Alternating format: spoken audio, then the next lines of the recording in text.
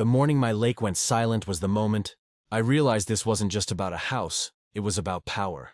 I woke up to the sound of engines instead of waterfowl, heavy machinery chewing into the shoreline where my porch used to face the sunrise. Yellow tape snapped in the wind. A man in a vest handed me a clipboard and said, the HOA had authorized demolition for non-compliance, no warning, no court order, just destruction.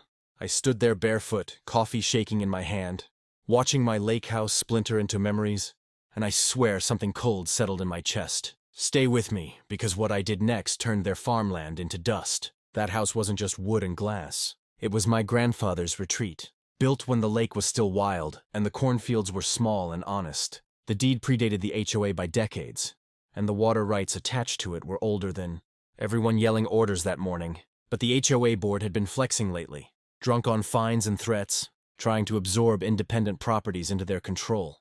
I'd refused to sign, I'd refused to pay, and now they were making an example out of me. By noon, half the structure was gone. Neighbors watched from a distance, phones out, whispering. An HOA board member I barely knew smiled like this was a win. He said the community needed uniformity. I asked him where the judge's signature was. He told me to take it up at the next meeting. That's when I remembered the intake valve hidden behind the boathouse ruins, the one feeding the irrigation channel that kept their prized cornfield alive through August heat. I didn't touch anything that day. I went home, pulled the old files, and found the map my grandfather had drawn in pencil. Water rights, easements, control points. Every line was clear.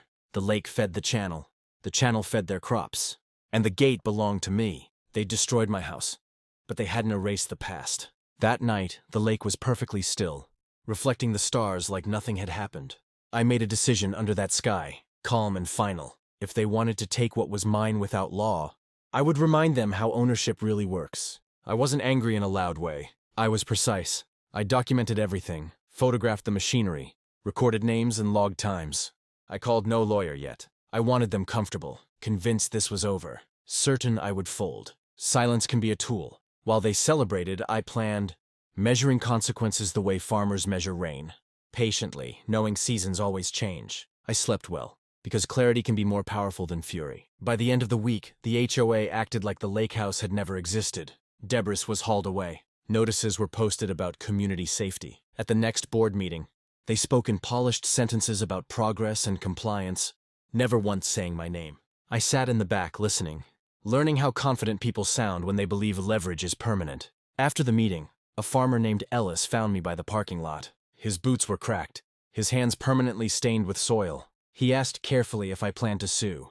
I told him I was reviewing options. What I didn't say was that Ellis's cornfield, and 3 others like it, relied on a narrow channel branching from the lake, regulated by a steel gate installed generations ago. In dry years, that gate decided who survived. The HOA controlled many things: mailboxes, paint colors, access roads. They did not control water law. My grandfather had secured senior rights, recorded and renewed, tied to the land they'd just bulldozed. I drove out that afternoon and walked the channel, weeds brushing my knees, listening to water rush with a steady confidence. The gate was locked, but the key hung where it always had, hidden inside a rusted lure box. I still waited. Days passed. The sun hardened the soil. Leaves on the corn curled slightly at the edges, a warning sign any farmer recognizes. The HOA sent me a letter demanding reimbursement for demolition costs, framed as a favor. I placed it in a folder with the rest. Pressure works best when applied slowly, and I intended to match their pace. Ellis came again, this time with worry in his eyes. He said the board promised backup wells, but permits were delayed. He asked me man to man what I wanted. I told him the truth. Acknowledgement, restoration, and a public apology. He shook his head. The board, he said, would never bend. That night, I unlocked the gate. I didn't shut it completely. I adjusted it, just enough to change the flow. Water obeys physics, not politics. By morning, the channel whispered instead of roared, and the lake kept its calm. No announcement, no drama. Just a quiet shift in balance that only those paying attention would feel. I documented the adjustment with photos and timestamps, noting the precise position of the valve. Everything I did stayed within my rights, measured and reversible. I wasn't punishing farmers. I was inviting conversation. Control doesn't have to be cruel to be effective. It only has to be undeniable, like gravity asserting itself when something overreaches and finally falls back into place. Even the board would notice eventually, when denial stopped feeding their confidence entirely. The first call came 3 days later. An HOA board member left a voicemail asking if I'd noticed irregularities in lake flow. I didn't return it. By the weekend, trucks lined the edge of the cornfields, irrigation lines hissing with less enthusiasm. Leaves dulled, growth slowed. Farmers talk quietly when money is at risk, and those conversations traveled faster than official notices. Ellis showed up at my door with 2 others. They weren't angry. They were scared. Crop insurance contracts, loans timed to harvest dates. I invited them in and laid the deed on the table, along with the water rights certificate. I explained the gate, the law, the simple truth that nothing had been taken, only adjusted. They understood immediately. Farmers always understand water. The HOA did not. They sent a cease and desist, accusing me of sabotage. Their attorney cited community welfare, emergency powers, implied criminality. I forwarded the letter to my own lawyer, a patient woman who smiled when she saw the dates. She sent one reply, attaching scanned records older than the HOA itself. History can be a sharp instrument. At the next board meeting, they called me out by name. Voices rose. Someone accused me of extortion. I stood, calm, and asked why my house was demolished without a judge's order. Silence spread. I asked why they ignored my registered mail. More silence. Control cracks when exposed to procedure. Outside, farmers waited. The board promised immediate relief. Wells were mentioned again. Permits again. Ellis caught my eye and shook his head. Everyone knew time was the real currency, and the board was spending it recklessly. That evening, I adjusted the gate once more, this time opening it slightly after sunset. The channel swelled. I wanted them to feel the contrast, to recognize the dependency they'd denied. Power doesn't have to be loud. It just has to be demonstrable. My lawyer called near midnight. The HOA wanted to talk. Not a meeting, a negotiation.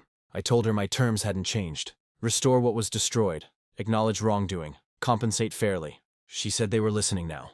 I looked out at the lake, moonlit and patient, and knew the story was finally moving. I slept lightly, aware that retaliation often follows embarrassment. Cameras stayed on. Notes stayed organized. When morning came, the corn looked marginally better, hope rising with the water. That was intentional. Negotiations work best when both sides can imagine a future. I was offering one, balanced and lawful, where nobody lost everything, and accountability finally meant something concrete. They had choices now, and choices reveal character faster than any shouted rule ever could. I waited, listening to birds, engines, and the slow math of consequences unfolding around us. The negotiation happened in a rented conference room far from the lake. Neutral carpet and stale coffee. The HOA president arrived with counsel and a binder thick with policies. I arrived with photos of my demolished home and a timeline of ignored notices. We started apart, speaking through attorneys, but reality narrowed the distance quickly. They wanted the water normalized immediately. I wanted a signed agreement first. My lawyer outlined the violations, the lack of due process, the exposure to damages. Their counsel winced at the word precedent. Boards hate precedents more than they hate being wrong. Farmers waited outside again, quiet as weather. We reached a framework by afternoon. The HOA would fund a full rebuild to original specifications, plus relocation costs. They would issue a public statement acknowledging error and overreach. Fines were rescinded. Easements were clarified and recorded. In exchange, I would return the gate to its historic setting and release further claims. It wasn't victory. It was balance restored. When signatures hit paper, I felt lighter than I had in weeks. Not triumphant, relieved. Power struggles exhaust everyone involved, especially those who pretend not to be part of them. I drove back to the lake and opened the gate fully. Water surged, honest and unstoppable, racing toward fields that needed it. The corn responded quickly. Green deepened. Leaves uncurled. Ellis called to say thank you, voice thick with relief. I told him to thank the law and the land, not me. Tools don't deserve credit when used correctly. Rebuilding took months. I visited often, watching foundations pour, beams rise, windows catch light again. The HOA kept its distance, polite and cautious. Rules changed quietly. Notices became gentler. Authority learned to wear humility. On the day I moved back in, I sat on the new porch and listened. The lake sounded the same as it always had. That mattered. Some things should outlast arguments. I poured a cup of coffee and felt the morning settle, earned rather than taken.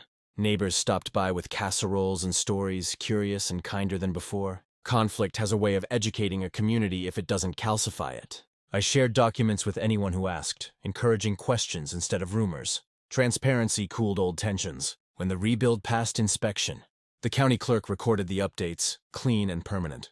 Paperwork isn't romantic, but it's how peace stays enforceable long after emotions fade.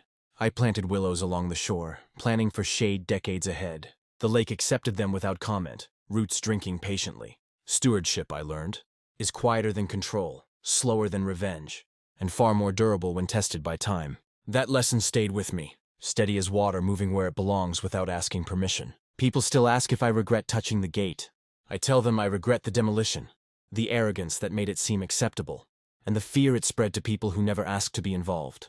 Regret isn't about action alone. It's about context, intention, and consequence. What happened at the lake taught me that systems fail quietly before they fail loudly. An HOA isn't evil by default, just like water isn't benevolent. Both follow channels. When those channels are abused, pressure builds. The release doesn't have to be catastrophic if someone understands where to apply it. I keep the old lure box on a shelf now, the key resting inside as a reminder. Not of power, but of responsibility. Ownership isn't dominance.